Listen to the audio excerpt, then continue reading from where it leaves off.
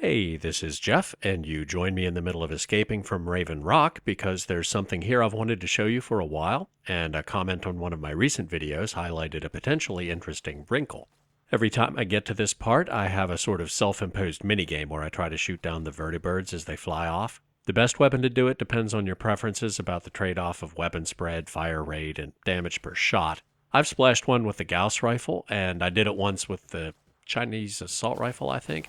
But even with maxed out skill in the right weapon type and piling on the damage buffs, it's very difficult. I don't think 2 is possible, much less all of them. I'm going to let the turrets and sentry bots do as much of the work as possible. I had a convenient save game from the All Skills 100 challenge where I hadn't been to Vault 87, and alternate universe Jeff is still pretty low level and doesn't have a lot of hit points or damage resistance. And there are the Vertibirds taking off because I convinced President Eden to destroy the base, and Colonel Autumn's troops are evacuating. Spoiler alert, a laser rifle isn't going to shoot down one Vertibird, much less multiples. But during the Quo Vadis walkthrough, I got 2 hits on one with a Gauss rifle and had my 3rd shot lined up when Fox Force greeted me. Now, Vertibirds are like most of the vehicles in this game, where after a certain amount of damage they catch fire and they'll eventually explode whether you shoot them again or not, so I could technically count that one as a kill. But it made me wonder if there's an outside-the-box way to decimate the Enclave Air Force. So I did what I do and discovered a way to get them all, which I'm going to show you right now. The Vertibirds on the roof don't actually spawn until you step outside and move forward a little bit. There's a trigger zone that opens the blast door and launches the Vertibirds when you step into it. If you convinced Eden to self-destruct, the sequence of explosions starts shortly after that, and if you saved Fox, he force greets you when you move away from the entrance. So much for letting the sentry bots do the work. Kind of ran into the middle of that. Anyway, we're going to step outside, but we're not going to move forward into the trigger zone. We're going to stick right by the door until Fox kills all the Enclave soldiers outside. Not because we're afraid of them, but because we can't fast travel until they're dead, and we need to fast travel away from here after the Vertibirds spawn, but before their launch animation starts. Which you have to release Fox in Vault 87 if you want to pull this off, obviously. So, let's do it.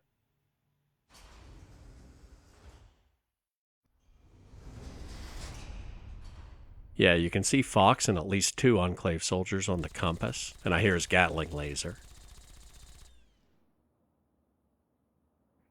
The last one disappeared, but I don't hear the... There he goes. I think he got them all. Well, if we can wait, we can fast travel. Yep. Either he got them all, or they ran far enough away that they can't interfere with us. In fact, let's wait for daylight so you can see what's going on in the video. Now, like I say, we're going to inch forward until the door starts to open and then get the heck out of Dodge. There it is. Let's go. And the closest map marker is the power station, so it won't be that far to walk back. This works because, like I say, there's a scripted sequence of events that kicks off when you exit Raven Rock, and some scripts only run when you're in the same cell as the object the script is attached to. The key is to get the Vertibirds to spawn, but then get out of the cell before the script starts their liftoff animation. When we re-enter that cell, the game will realize enough time has passed for the entire Raven Rock destruction sequence to have completed, even though most of it never actually did because we weren't in the cell at the time. So when we get there, the Vertibirds should still be on the roof. I'm going to juke around some terrain to get this robot off my back.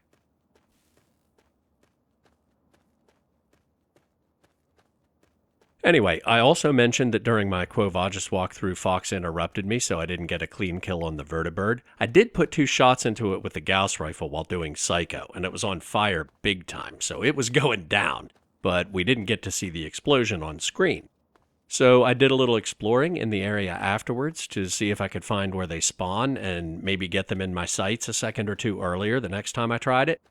If you've seen many of my other videos, like the Outside the New Vegas World Map series, you know that going places the game designers didn't expect you to go is kind of my thing. And sure enough, I found a way to get on top of Raven Rock, which is where we're going now. I mean, right now we're just on the road to the front door, but what the hell is a Mirelurk doing up here?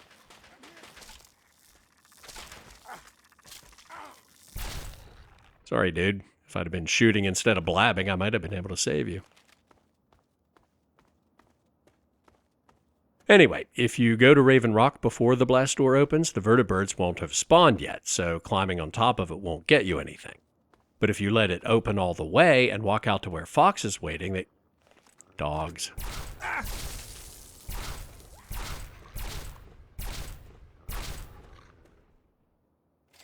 Where'd the other one go? There it is.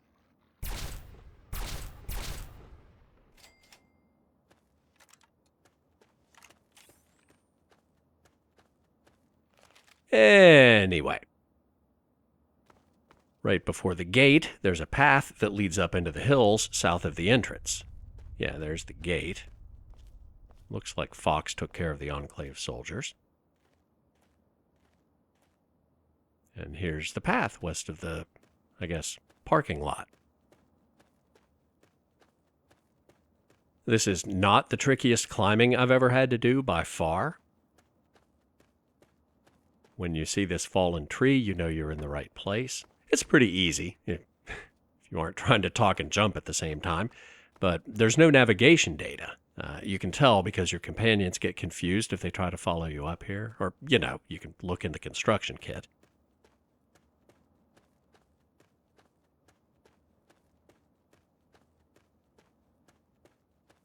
We're going to walk around this little ledge here. Anyway, the lack of navigation data means that even though there's no impassable terrain or invisible walls, the game designers didn't plan for you to get to this part of the map. And from this little ridge, Raven Rock is north, and you can see the satellite dishes to the south, a couple of landmarks so you know you're in the right place. And then this is the last slightly tricky bit. If you hit the angle right, you can walk up without even mashing the jump key.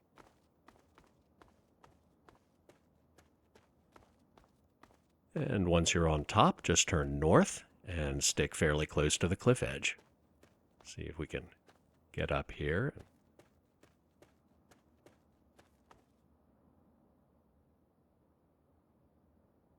There you are, one of the vertibirds. All right, let's take a closer look. And by take a closer look, of course, I mean blow them up. Since there won't be any Enclave soldiers guarding them and they can't take off anymore, any old weapon will do. Laser rifle should be more than adequate for the task. Might burn a good bit of ammo with a relatively low damage weapon like this. And you do not want to be close to it when it blows up.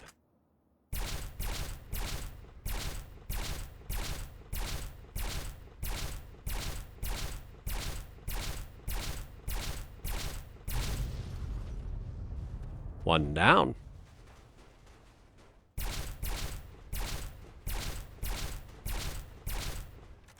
There are a total of 4 up here. The one that crashes and the 3 that you usually see fly off when you escape. But not this time, pal. You know what? Let's take a closer look, just because you rarely get to examine a vertibird up close without people shooting at you while they land and take off. Well, I guess if you have broken steel, you do, but it was worth a look anyway. Okay, back to blowing it up. One more.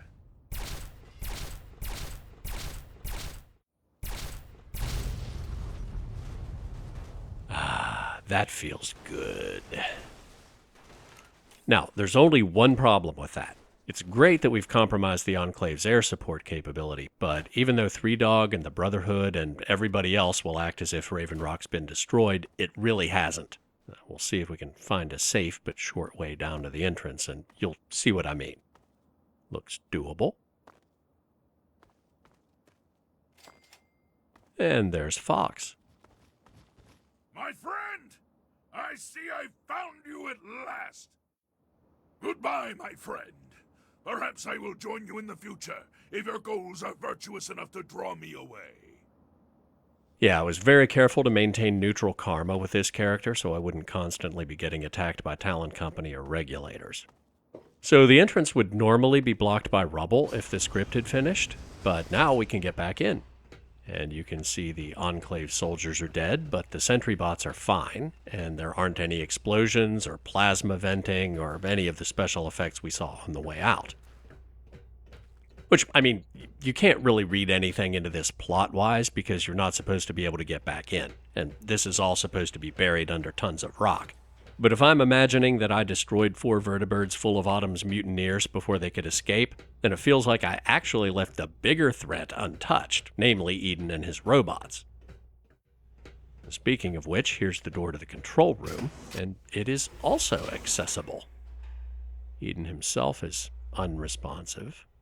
Your karma is too low to acquire this follower? That's not the message I was expecting. That's the Fox message. I think things are a little bit broken.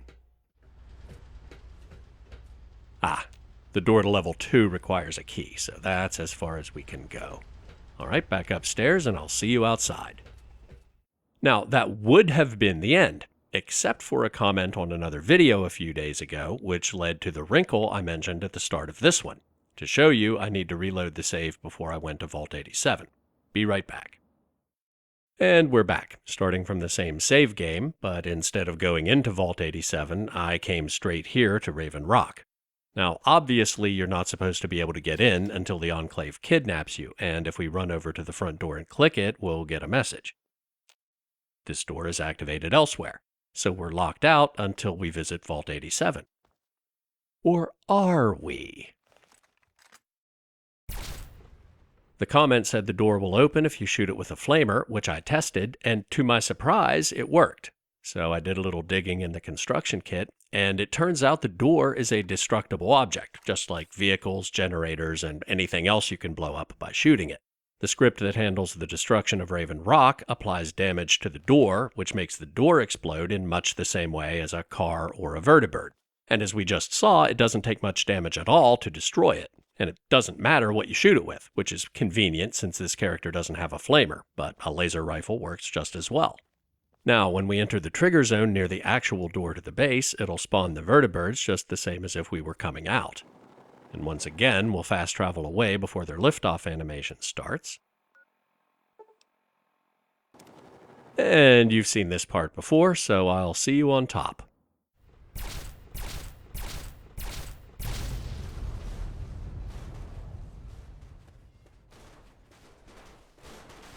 Alright, that's all of them. Now, while this might seem useful for speedrunning to skip a whole bunch of the plot missions, or for my skills challenge to get the bobblehead without a lot of XP, unfortunately it won't actually work for that. And I'll just step inside for a minute to show you why. Get down here without breaking my legs.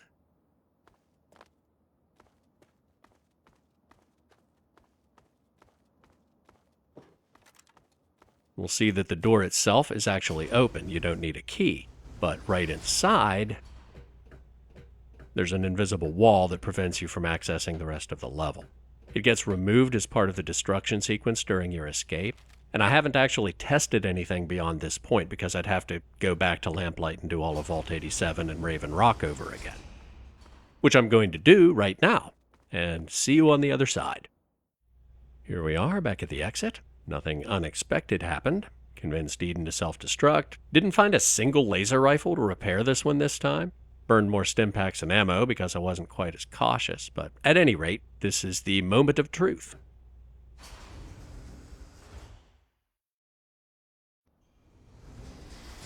Enclave soldiers spawn in. Fox should take care of them. And no vertibirds. Next question. Will the place still explode? Yes, it will.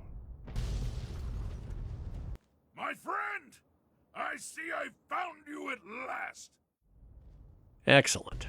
So now we've made sure Autumn's men couldn't escape on the vertibirds and taken care of Eden. Bearing in mind that this is all purely headcanon, because destroying the vertibirds doesn't affect the rest of the game at all. Well, that's interesting. I'm not sure why the door respawned like that. There's a script on the door itself that runs every time the player enters the cell, and that script sets its damage condition to just shy of being destroyed, presumably to make absolutely sure the Raven Rock explosion script can finish it off and send it flying, which is why shooting it works. But that must take effect no matter whether its condition at the time is full health or already completely destroyed. Up here, then we should see the rubble I was talking about. So yes, Eden is good and dead. Anyway, what I was saying was, destroying the vertibirds before they can fly away doesn't reduce the number you'll see later in the game. Definitely not at the Battle for Project Purity, and as far as I can tell, not in random encounters or elsewhere either. And of course, Colonel Autumn somehow gets away, even though he couldn't evac by air. Presumably he's down there someplace, walking to DC. I hope your feet are solid blisters by the time you get there, dick. Maybe that dog will chew on his ass a little bit. Well, that's about it. Shout out to Brandon Blue for the tip about shooting the door with a flamer. Thanks for watching, and I'll see you soon.